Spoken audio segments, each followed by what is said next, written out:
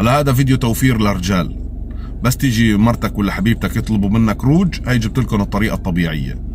بتجيبوا صبار تكون الحشرة القرمزية متغذية عليه. ليش؟ لأنه بتعمل العفن اللي انتم شايفينه هذا. بناخذ العفن هذا وبنحطه بالفرن على درجة حرارة 182 لمدة 21 دقيقة. بنطلع الصينية من الفرن مثل ما انتم شايفين. بناخذ هذا الخليط وبنحطه وين؟ على 300 ملي مي، ونخلطهم كلهم في بعض بهالشكل هذا، بهالطريقة هذه. شوفوا المي صار لونها قرمزي.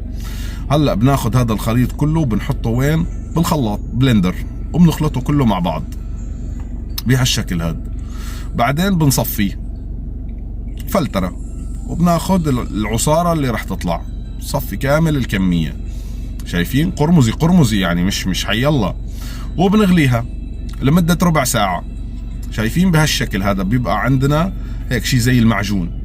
ومرة تانية على الفرن لمدة 12 دقيقة على درجة حرارة 197 بتصير عندنا بودرة بهالشكل. تتذكروا بودرة الكاكاو؟ نفس الشيء بالضبط. بنطحنها كلياتها هيك بهالشكل هذا لبين ما تطلع معانا بودرة على الحل. يا سلام، شيء والله غير شكل. هلا بنجيب 150 ملي من زيت الكاميليا وقطعة شمع عسل، تمام؟ وبنخلطهم كلهم مع بعضهم، وبنضيف عليها مقدار معلقة من هاي البودرة اللي طلعت. شيء مرتب على الآخر.